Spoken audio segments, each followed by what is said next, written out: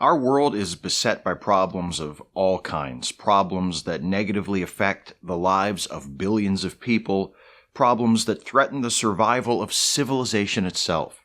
Climate change, poverty, institutionalized racism, anti-LGBTQ bigotry, xenophobia, rising fascism around the globe, a pandemic. There are so many threats to our liberty, health, and safety that demand to be addressed that it's difficult to know where to start. But we've got to start somewhere. We need to talk about this stuff.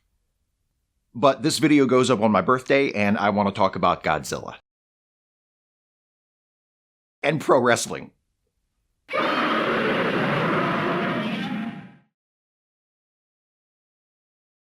I've been a fan of pro wrestling since I saw Andre the Giant choke out Hulk Hogan when I was 7 years old. I've loved Godzilla movies even longer. Pro wrestling and Godzilla movies have some things in common. They're both lowbrow forms of entertainment centered on fights between larger-than-life characters wearing silly costumes. The similarities run even deeper than that, but to put those similarities in context, first we need to review a bit of Godzilla history. So, the current American Godzilla franchise, produced by Legendary Pictures and released by Warner Brothers, is only about 7 years old, but it's based on and draws a lot of inspiration from the original Godzilla franchise produced in Japan by Toho.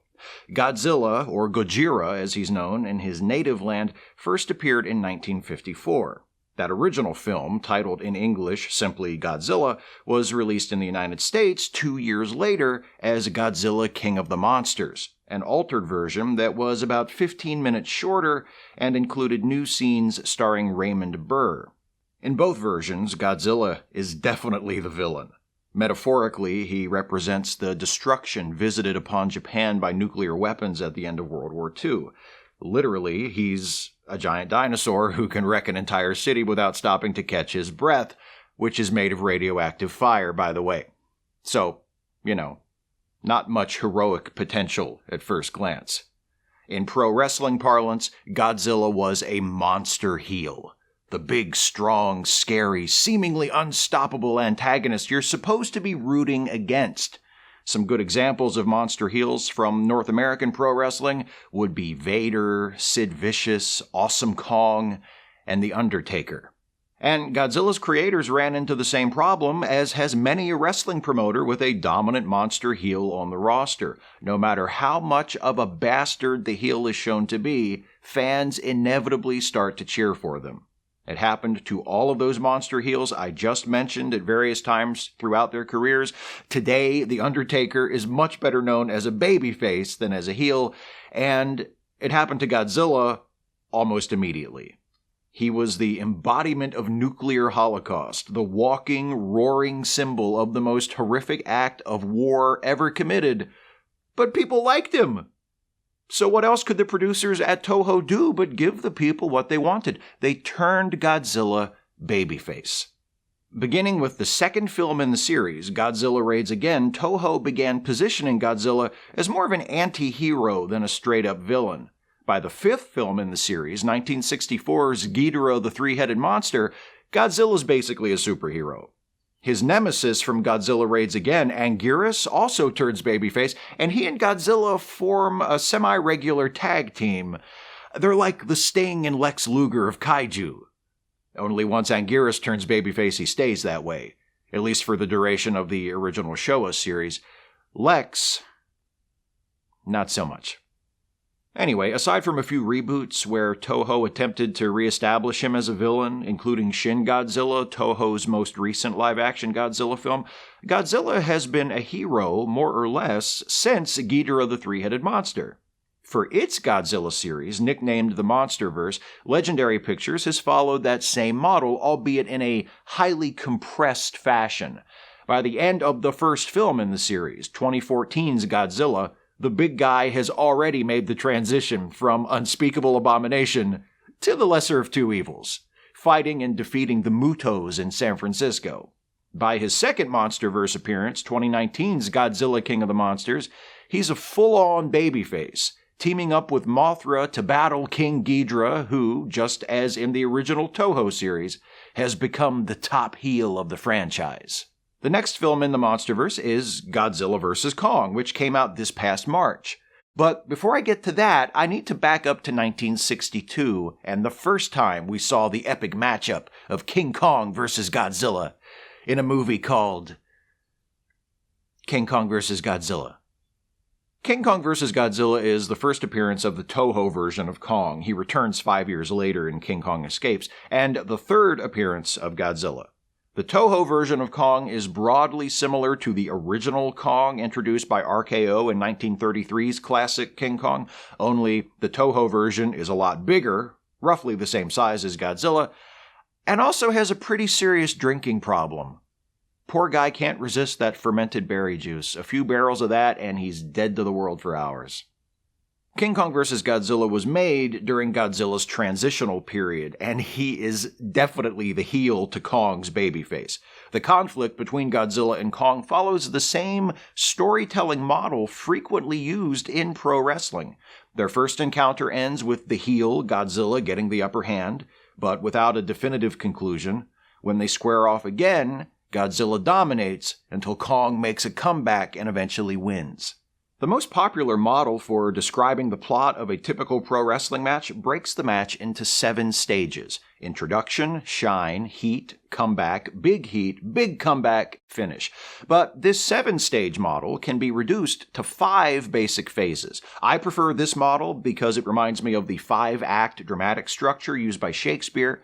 The 5 phases of a wrestling match aren't exactly analogous to the 5 acts of a play, but I'm pretentious and I like forcing that connection.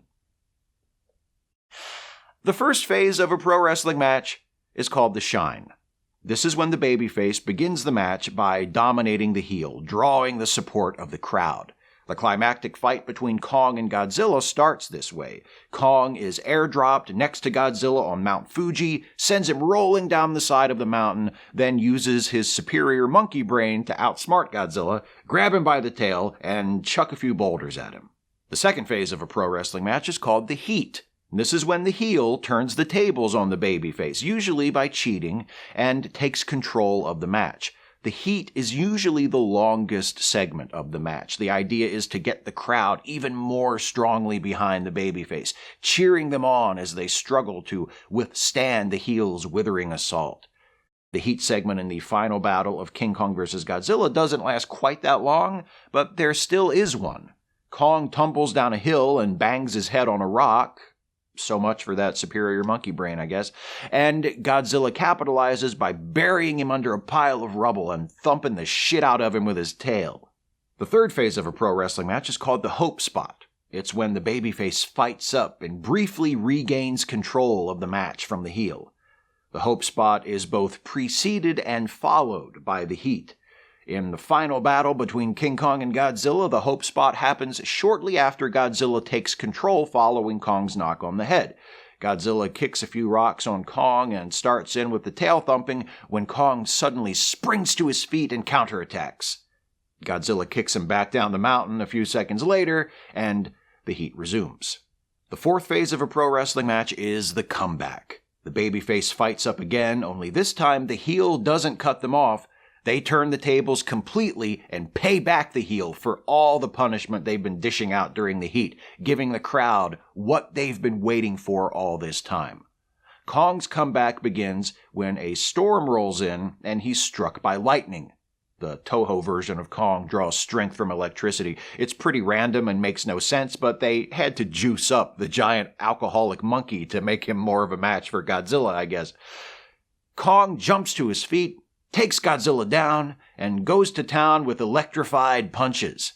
They get back to their feet, and Godzilla throws Kong down, leading to the greatest moment in cinema history when King Kong yanks a tree out of the ground and crams it down Godzilla's throat. The pinnacle of the cinematic art form. All due respect to Martin Scorsese, he's a genius and a legend, but does Goodfellas have a scene where Joe Pesci stabs Frank Vincent in the mouth with a tree? I don't think so. And no, deleted scenes do not count. The final phase of a wrestling match is the finish. And during the finish, pretty much anything can happen. The babyface can finally overcome the heel and win decisively. The heel can pull a last-minute reversal and grab the victory for themselves, or there can be some kind of indecisive finish, like a draw or someone winning in unconvincing fashion, following outside interference, for example. In King Kong vs. Godzilla, Kong and Godzilla tumble over the edge of a cliff and into the sea. It looks like the setup for an inconclusive conclusion, the equivalent of a double countout, but then Kong rises up out of the water and swims away while Godzilla is nowhere to be seen. Kong, the babyface, is triumphant. By the way, there's kind of an urban myth that King Kong vs. Godzilla has two endings, one for US audiences where Kong wins, and one for Japanese audiences where Godzilla wins. That's not true. The American version is different from the Japanese version. Like the first Godzilla movie, the American version of King Kong vs. Godzilla includes added scenes of American characters, notably a news anchor played by Michael Keith. The American version also has a new score patched together mostly from library music, including the instantly recognizable main theme from Creature from the Black Lagoon. But they both have the same conclusion, the one where Kong wins, because that's the best ending for this story, the right finish to this match. Not surprising. They're a lot better at pro wrestling in Japan than we are. When we jump ahead to Legendary's Godzilla vs. Kong, we find the conflict between Godzilla and Kong broadly following the same pattern as it unfolds, but there are some crucial differences that make this fight a lot more difficult to plot so that it reaches a satisfying conclusion. If I were a pro wrestling booker, I'd find it much easier to lay out the original fight in the 1962 version because that's a clear-cut babyface versus heel matchup.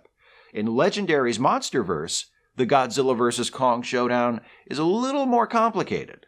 The original King Kong vs. Godzilla was made before Godzilla's babyface turn was completed, but this year's Godzilla vs. Kong follows his babyface turn. He's already fought and defeated King Ghidorah.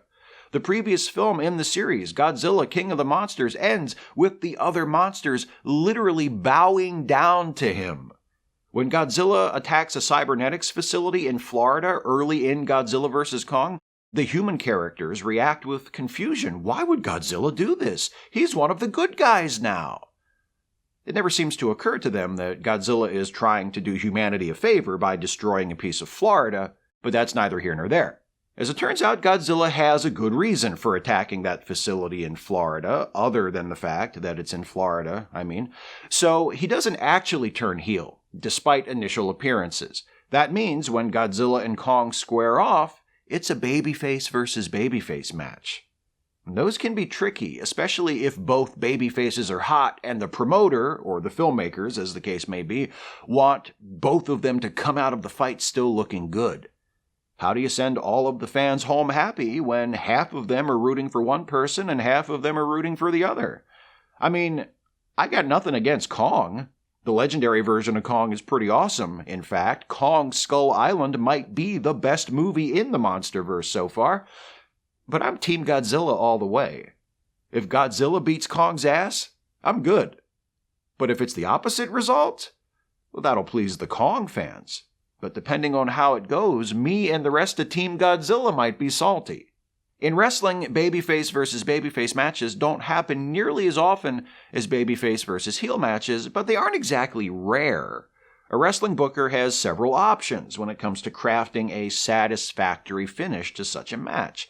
They can have the match end in a draw, but that kind of indecisive finish isn't very satisfying. They can have one of the babyfaces turn heel during the match to hopefully get the fans united behind the remaining babyface, but that doesn't always work. Lots of fans might still choose to cheer for their favorite, heel turn or no heel turn. They can have one of the babyfaces play heel during the match, that is, wrestling the match more like a villain, do things to provoke more boos than cheers without going full heel.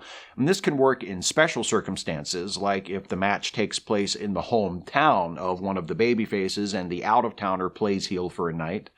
They can give the losing babyface an excuse for their defeat, like sustaining an injury or being the target of outside interference from a heel during the match. They can have the losing babyface go down to defeat honorably after a valiant effort and shake hands with the victor in a show of sportsmanship. Or they can do what the creators of Godzilla vs. Kong do. Add a heel to the match. In the original King Kong vs. Godzilla, there are 2 big fights. In Legendary's Godzilla vs. Kong, there are 3. The first one is between Godzilla and Kong, and it ends indecisively. Technically, Godzilla wins, but Kong is under restraint and sedation, and the fight ends not with Kong's definitive defeat, but with the human characters tricking Godzilla into thinking he's won so he'll go away. The second fight is another one-on-one battle between Godzilla and Kong, and Godzilla wins this one pretty definitively. It's hard-fought and goes back and forth, but in the end, Kong is on his back, near death, and Godzilla has a foot on his chest and is roaring in his face. Take that, Team Kong! Who's bad now? Talk about your Psalms, talk about Kong 316. Godzilla 316 says he just whipped your ass. But I'm getting ahead of myself. The third fight is a 3-way dance where Godzilla and Kong, in the finest tradition of comic book superhero crossovers stretching back to time immemorial, put their differences aside and team up to face a common foe. In this case, the common foe, the true monster heel of Godzilla vs. Kong, is Mechagodzilla. And here's where the genius of how the fights in this movie are laid out becomes clear. Godzilla, who just stomped a mud hole in Kong's ass and walked it dry, steps to Mechagodzilla and gets beat. But the fight's not over yet. Kong is revived thanks to the noble sacrifice of one of the human characters, and he gets up and tangles with Mechagodzilla. Thanks to some technical support from a few of the other human characters, by which I mean shorting out Mechagodzilla's control console by pouring booze all over it, and a final assist from Godzilla, who uses his atomic breath to supercharge Kong's axe. Kong has an axe, by the way, which is fine. Everyone knows triple threat matches are no DQ. Kong is able to defeat Mechagodzilla. From a wrestling fan's perspective, it really is a thing of beauty. Godzilla defeats Kong, Mechagodzilla defeats Godzilla, Kong comes back, and with some help from Godzilla, defeats Mechagodzilla. Strong, definitive finishes, and both babyfaces come out looking strong in the end. And after Mechagodzilla is vanquished, Kong and Godzilla do the kaiju equivalent of the post-match handshake, which for them means Kong respectfully dropping his axe and Godzilla giving him a final roar before turning and returning to the sea. Now that's what I call sports monstership. People who aren't pro wrestling fans often ask me why I like it so much, and I suppose, though I don't encounter them as often, there are people who wonder the same thing about my love of Godzilla movies. And sure, there's a quality of goofiness, a larger-than-life absurdity about both pro wrestling and Godzilla that I find appealing. There's pleasure to be found in seeing a sturdy formula executed well by people who know how to hit familiar beats in just the right ways. But ultimately, the reason I'm a fan of pro wrestling and Godzilla movies is that I'm entertained by the stories they tell. A great movie fight scene, like a great pro wrestling match, tells a story. This is true of all my favorite wrestling matches, many of which are babyface versus babyface. Sting and Lex Luger versus the Steiner Brothers at Super Brawl in 1991, Bret Hart versus the British Bulldog at SummerSlam 92, The Undertaker versus Shawn Michaels at WrestleMania 25. Jaw-dropping moves in a wrestling match, incredible stunts in a fight scene, those are cool. They can amaze us, provoke a reaction, get us to pop, as they say in the wrestling business. But what really makes the match or the fight scene great is story. It's story that draws us in, involves us, causes us to invest, to care about the outcome. Usually that caring moves us to prefer one outcome over the other possibilities, to pull for one side of the fight to win, Team Godzilla, but sometimes it just makes us interested to see what happens. You're not rooting for one side or the other, you're rooting for a good match, you coward. That's why story is so important and so powerful. A good enough story can cause us to suspend our disbelief, to forget about how fundamentally silly what we're watching is, and keep watching to see what happens next. Story can make us care. And when a story works, it works. It doesn't matter if it's in the form of a pro wrestling match, or a fight scene between a radioactive, fire-breathing dinosaur and a giant ape. Even a giant ape who really, seriously, needs to get some help to lay off the berry juice.